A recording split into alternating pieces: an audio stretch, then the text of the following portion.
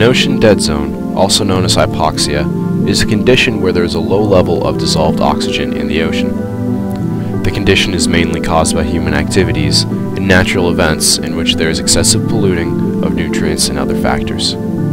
This results in the reduction of oxygen levels necessary to support most marine life. Industrial pollutions, water stratification, and the deposition of phosphate and nitrate from agricultural waste have a significant influence on the cause of ocean dead zones. Water stratification arises when the density of salt water is higher than fresh water. This difference in density produces a layered effect between the fresh and saltwater columns and the estuary. Warmer waters contribute to the stratification process by inhibiting the flow of oxygen in fresh water from reaching the deeper hypoxic saltwater. Marine animals and microscopic organisms, such as algae and phytoplankton, grow in the water that generates excessive organic matter. Once dead, they sink to the bottom where they decompose, which produces CO2. This CO2 will use up oxygen and deplete it on the ocean floor. This decrease in oxygen directly causes the decrease in the catch of marine fisheries. Since there is insufficient amount of oxygen, marine animals are suffocating. Several fish species can combat this phenomenon by migrating to other areas with higher levels of oxygen. However, phytoplankton and other organisms cannot tolerate the lack of oxygen concentration. A complete reduction of oxygen affects biogeochemical developments in the residues and water columns. This directly affects the rate and mechanism of the organic matter that is in the ocean. Hypoxia and ocean acidification have profound effects on marine ecosystems.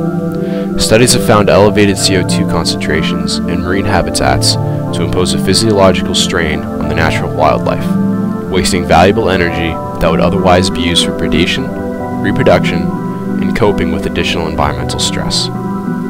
This is due to a reduction in the amount of dissolved oxygen available for aquatic organisms to maintain their normal life processes. Low oxygen availability, or hypoxia, causes habitat compression, where the distribution of the habitat is restricted due to these factors. An example of this can be seen in the reproductive success of Baltic cod, where prolonged hypoxic conditions have a largely negative effect on the species nursing estuaries, causing the cod eggs to become buoyant and subject to predation. What makes things worse is that with the increase of habitat destruction and organism death due to low oxygen levels, we find the majority of trophic energy flows to and remains with the low-level microbes, making it unavailable to much of the larger marine life. To this effect, we see a drastic decrease in biomass within areas exposed to prolonged periods of hypoxia. Before the rise of the industrial era, ocean dead zones were scarce across the planet. As we began to emit high amounts of carbon dioxide into the air, our world began to get hotter. Climate change will deplete the oxygen in the ocean by increasing stratification as well as the warming it induces. The change in the climate of our planet also changes the rain patterns, which enhances discharges of fresh water as well as nutrients to coastal ecosystems. The heat also keeps ocean layers separated from one another. The number of ocean dead zones has doubled every decade so far. As we continue to warm our planet, the number will grow exponentially.